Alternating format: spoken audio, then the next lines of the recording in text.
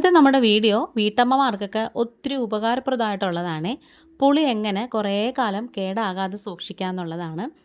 ഇതിപ്പോൾ ദേ 2 കിലോ പുളിയുണ്ട് കേട്ടോ. അപ്പോൾ ഇതെന്ന് പറഞ്ഞാൽ നല്ല പുളിയാണ്. അപ്പോൾ നമുക്ക് ആദ്യം ഈ പുളിയൊക്കെ കുറച്ച് വലിയൊരു വിസ്താരമുള്ളൊരു പ്ലേറ്റിലേക്ക് നമുക്ക് എടുത്ത് വയ്ക്കാം. നല്ല കട്ടിയായിട്ട് ഇരിക്കുകയാണ് കേട്ടോ. ഇതിൻ്റെ കുരു ഒന്നും ഒട്ടും തന്നെ ഇല്ല. അപ്പം നല്ല ക്ലീൻ ആക്കിയ പുളിയാണ്. അപ്പോൾ ഈ വന്ന കാലത്ത് ഇതുപോലെ നല്ല വൃത്തിയുള്ള പുളിയൊക്കെ കിട്ടാൻ വലിയ പാടാണ്. അല്ലെങ്കിൽ നമ്മൾ വിശ്വാസമുള്ള വീട്ടിലോ അല്ലെങ്കിൽ അതുപോലത്തെ ചെറിയ ചെറിയ കടകൾ, നാട്ടിൻപുറത്തെ കടകളൊക്കെ ഉണ്ടല്ലോ, അവിടെ നിന്നൊക്കെ വാങ്ങിക്കണം. മിക്കവാറും നമ്മൾ മാർജിൻ ഫ്രീ എന്നൊക്കെ വാങ്ങിക്കുന്നത് എല്ലാം ഒന്നും അല്ല, ചിലത് അത്ര നല്ലതൊന്നും അല്ല. ഒരു പ്രാവശ്യം എനിക്കങ്ങനെ അബദ്ധം പറ്റിയിട്ടുണ്ട്. പുളി മേടിച്ചു കൊണ്ട് വന്ന് ചമ്മന്തി അരച്ചപ്പം ഭയങ്കര മണ്ണായിരുന്നേ, ഒട്ടും കൊള്ളത്തില്ലായിരുന്നു. അപ്പം ഈ ഒരു പുളിയിലിതേ നടുവിൽ കുരുവൊന്നുമില്ല, അതുപോലെ തന്നെ സൈഡിലെ ഉറിയുണ്ടല്ലോ അതുമില്ല, നല്ല ക്ലീൻ ആക്കിയ പുളിയാണ് കേട്ടോ.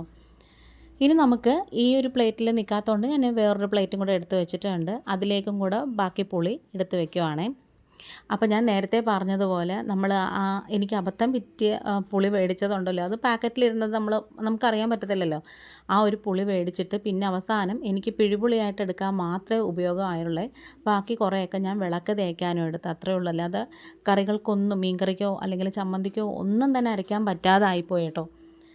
അങ്ങനെ ഇത് രണ്ടും നമ്മൾ ഇതേപോലത്തെ പ്ലേറ്റിലേക്ക് എടുത്ത് വെച്ചിട്ടുണ്ട്. അപ്പം നമ്മളിങ്ങനെ എടുത്ത് വെക്കുമ്പോൾ തന്നെ ശ്രദ്ധിച്ചോണം, എന്തെങ്കിലും നാരുകളോ തുരുമ്പുകളോ മുടിയോ എന്തെങ്കിലുമൊക്കെ ഉണ്ടോ എന്ന് നല്ലവണ്ണം നോക്കി വൃത്തിയാക്കി വെച്ചതിന് ശേഷം ഇത് നമ്മൾ മേളിൽ ടെറസിൽ കൊണ്ടുവയ്ക്കുവാണേ. ഇപ്പം നല്ല വെയിലുള്ള അന്തരീക്ഷമാണ്. അപ്പം ഇതിപ്പം ഞാൻ ഒറ്റ ദിവസം മാത്രമേ വെക്കുന്നുള്ളൂ. ചെറിയ വെയിലൊക്കെ ആണെന്നുണ്ടെങ്കിൽ 1-2 ദിവസമൊക്കെ നമുക്ക് വെക്കാമേ. ചിലരൊക്കെ ആണെങ്കിൽ വെയിലത്ത് വെക്കാതെയും ഉരുട്ടി വെക്കുന്നത് കാണാം. പക്ഷെ നമ്മളിവിടെ വർഷങ്ങളായിട്ട് ഹസ്ബൻഡിൻ്റെ അമ്മയായാലും ശരി തന്നെ അങ്ങനെ വെയിലത്ത് വെച്ച് ഉണക്കി എടുക്കുന്നതാണ് കണ്ടിട്ടുള്ളത്. അപ്പം ഞാനും ആ ഒരു രീതിയാണ് പിന്തുടരുന്നത്. അപ്പോൾ ഇതുപോലെ നന്നായിട്ട് ഉണക്കി എടുത്തിട്ടുണ്ട്. ഒറ്റ ദിവസത്തെ ഉണക്ക് മതി കേട്ടോ.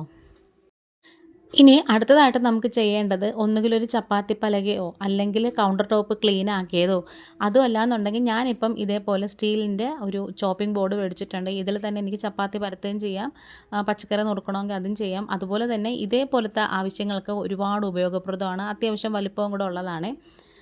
അപ്പം ആ ഒരു സ്റ്റീലിൻ്റെ ആ ചോപ്പിംഗ് ബോർഡിലേക്ക് ഇത് ഫുള്ളിങ്ങനെ ഒന്ന് നിരത്തി കൊടുത്തതിന് ശേഷം ഒരു 2-2.5 കൈപ്പിടിയോളം പരലുപ്പുണ്ടല്ലോ അത് ഇതിൻ്റെ മുകളിലേക്ക് അങ്ങ് ഇട്ട് കൊടുക്കാമേ. ഇനി ഞാൻ പോയിട്ട് കൈയൊക്കെ നന്നായിട്ട് ക്ലീനാക്കി കഴുകിയെടുത്ത് വന്നിട്ടുണ്ട്. ഇനി നമ്മുടെ പ്രധാനപ്പെട്ട ജോലിയാണ് ഈ ഒരു പുളി ഇതുപോലെ തന്നെ ആ ഒരു പരലുപ്പിലോട്ട് മിക്സ് ചെയ്ത് നന്നായിട്ട് കുഴച്ച് യോജിപ്പിച്ചെടുക്കണം. ഇത് നല്ല പാടുള്ള പണിയാണ്. പുളി നല്ല കട്ടിയായിട്ടിരിക്കുവാണ്. അതുപോലെ തന്നെ ആ ഒരു പരലുപ്പെന്ന് പറയുന്നത് അതിൻ്റെ ഒരു കൂർത്ത ഭാഗമൊക്കെ നമ്മുടെ കയ്യിലൊക്കെ ചെറുതായിട്ട് കൊണ്ട് കയറും, നല്ല വേദന എടുക്കും. പക്ഷേ നമ്മളിത് നന്നായിട്ട് കുഴച്ച് പരുവപ്പെടുത്തി എടുക്കണം. കാരണം ഇത് നമുക്ക് കുറേ കാലം സൂക്ഷിച്ച് വെക്കാനാണ്. അങ്ങനത്തെ ഞാനിതെല്ലാം കൂടി എടുത്ത് റോൾ ചെയ്ത് വെച്ചിട്ടുണ്ട്. നന്നായിട്ട് മിക്സ് ചെയ്ത് നമ്മൾ പൊറോട്ടയ്ക്കും ചപ്പാത്തിക്കൊക്കെ കുഴക്കത്തില്ലേ, പത്തിരിക്കൊക്കെ കുഴക്കത്തില്ലേ, ആ ഒരു രീതിയിലൊക്കെ പരുവപ്പെടുത്തി ആക്കിയൊക്കെ എടുത്ത് വെച്ചിട്ടുണ്ട്. അതുപോലെ തന്നെ പരലുപ്പ് എല്ലാ സ്ഥലത്തും നന്നായിട്ട് മിക്സായിട്ട് യോജിപ്പിച്ച് വന്നിട്ടുണ്ട്.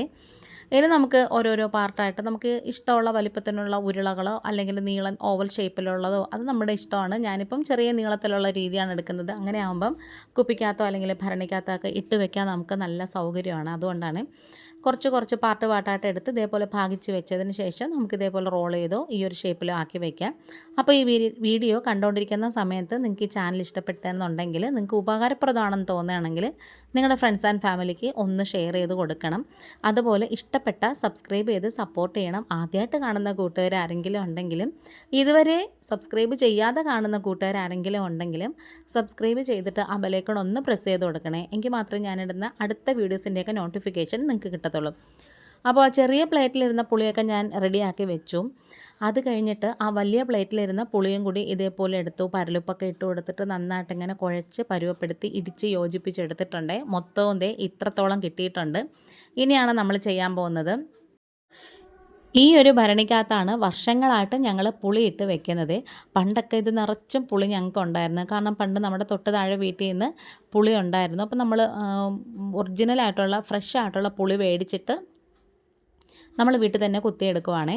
അങ്ങനെ ഇനി ഇതിൽ നമ്മൾ ചെയ്യാൻ പോകുന്ന ഒരു ട്രിക്ക് എന്ന് പറയുന്നത്, ഈ ഒരു വഴനയിലയില്ലേ, തെരളിയില എന്നൊക്കെ പറയും നമ്മൾ, മറ്റേ കുമ്പിളപ്പമൊക്കെ ഉണ്ടാക്കാനൊക്കെ എടുക്കത്തില്ല, നല്ല മണമുള്ള തെരളിയപ്പം ഉണ്ടാക്കുന്ന ഇലയുണ്ടല്ലോ, അതെടുത്തിട്ടുണ്ട്. അത് ഇതുപോലെ ഭരണിക്കകത്ത് വെച്ച് കൊടുക്കുവാണ്.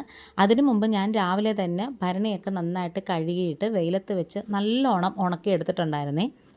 അതിനകത്തേക്ക് നമ്മൾ ഉരുട്ടി പരുവപ്പെടുത്തി ശരിയാക്കി വെച്ചിട്ടുള്ള ആ ഒരു പുളി ഉണ്ടല്ലോ, അതിങ്ങനെ ഓരോന്നോരോന്നായിട്ട് ഇതിന് ഉള്ളിലേക്ക് നമുക്ക് വെച്ച് കൊടുക്കാം. പണ്ട് മുതലേ ഇവിടെ അങ്ങനെയാണ് വെക്കുന്നത്. അപ്പം ആ ഒരു രീതി കണ്ടിട്ടാണ് കേട്ടോ ഞാനും ഇതേപോലെ ചെയ്യുന്നത്. അങ്ങനെ കുറച്ച് ഭാഗം നമ്മൾ വെച്ചതിന് ശേഷം അതിൻ്റെ മുകളിലേക്ക് നമ്മൾ ഉപ്പ് പൊടി എടുക്കരുത്, ഉപ്പ് പരൽ തന്നെ എടുക്കണം. അതിങ്ങനെ വെതറി കൊടുക്കാം. പിന്നെ നമ്മൾ ഈ ഉപ്പ് കൂടുതലിടുന്ന എന്തിനാ, പുളിയിൽ ഉപ്പ് കൂടുതലാകത്തില്ലേ എന്നൊക്കെ സംശയം തോന്നും. ഒന്നുമല്ല, പുളി നന്നായിട്ട് അലിഞ്ഞ് കിട്ടാൻ വേണ്ടിയിട്ടാണ് നമ്മളിതുപോലെ ഉപ്പ് ചേർത്ത് കൊടുക്കുന്നത്. ഇനി അതിൻ്റെ മുകളിലേക്ക് അടുത്ത ലെയർ നമ്മുടെ ആ വഴനയില ഉണ്ടല്ലോ, അതും കൂടി വെച്ച് കൊടുക്കാമേ. എന്നിട്ട് നന്നായിട്ടിങ്ങനെ മിക്സ് ചെയ്ത് ഒന്നും കൂടി യോജിപ്പിച്ച് വെച്ച ആ പുളിയൊക്കെ ആ ഓരോരോ ഉരുളകൾ അല്ലെങ്കിൽ ഓരോരോ നീളത്തിൽ ഉരുട്ടിയതുണ്ടല്ലോ, അതിങ്ങനെ വെച്ച് കൊടുക്കാം കേട്ടോ. എന്നിട്ട് അതിൻ്റെ മുകളിലേക്ക് വീണ്ടും തന്നെ പരലുപ്പ് വെതറി കൊടുക്കാം. പിന്നെ ഏറ്റവും മുകളിൽ, അപ്പം ഇത്രയും ലെയർ എനിക്ക് കിട്ടിയുള്ളൂ. ഇനി ഇതിൻ്റെ മുകളിലേക്ക് നമ്മൾ വഴനയില വെച്ചതിന് ശേഷം ഭരണി അടച്ച് കെട്ടി, കാറ്റ് കയറാതെ അടച്ച് കെട്ടി വെക്കുവാണ്. പിന്നെ നമ്മളിനി എപ്പോഴെങ്കിലും ആവശ്യമുള്ളപ്പം എടുക്കുമ്പോഴത്തേക്കും നനഞ്ഞ കൈ കൊണ്ടൊന്നും എടുക്കരുത്, വൃത്തിയുള്ള കൈ കൊണ്ട് വേണം പുളി നമുക്ക് എടുക്കാൻ. അപ്പം ഇത്രയും കിട്ടിയിട്ടുണ്ട് കേട്ടോ. ഇനി നമുക്ക് ഭരണി അടച്ചിട്ട് വെക്കാമേ. അപ്പോൾ ഈ ഒരു സമയമായപ്പം കറണ്ട് അങ്ങ് പോയി. പിന്നെ മൊബൈലിൻ്റെ ഫ്ലാഷിൽ കിട്ടുന്ന ഒരു വെട്ടത്തിലാണ് കേട്ടോ ഞാൻ ബാക്കി വീഡിയോസൊക്കെ എടുത്തത്. എന്നിട്ട് ഇതുപോലൊരു തുണി കൊണ്ട് അടച്ച് കെട്ടി വെക്കുവാണേ. പണ്ട് മുതലേ നമ്മൾ അങ്ങനെയാണ് ചെയ്യുന്നത് കേട്ടോ. ഇതുപോലെ നല്ല ടൈറ്റായിട്ട് കെട്ടി അങ്ങ് വെച്ച് കൊടുക്കുവാണ് കേട്ടോ. അപ്പോൾ നമ്മുടെ വീഡിയോ വൈൻഡ് അപ്പ് ചെയ്യാറായി. ഇന്നിപ്പം ഇത്രയേ ഉള്ളൂ. ഈ ഒരു വീഡിയോ കണ്ടിട്ട് ഇഷ്ടപ്പെട്ട ചാനലൊന്ന് സബ്സ്ക്രൈബ് ചെയ്ത് സപ്പോർട്ട് ചെയ്യണം. അപ്പോൾ പുളിയൊക്കെ വാങ്ങിക്കുമ്പം ഇതേപോലെ വേനലുള്ള സമയത്ത് നമുക്ക് ഇതേപോലെ വാങ്ങിച്ച് ഉണക്കി സൂക്ഷിച്ചൊക്കെ വെക്കാൻ പറ്റത്തുള്ളൂ. പിന്നെ മഴക്കാലം ആകുമ്പോൾ ഇതൊന്നും പറ്റത്തില്ല. ഇന്നിപ്പോൾ ഇത്രയേ ഉള്ളൂ. വീണ്ടും വരാം. Thanks for watching.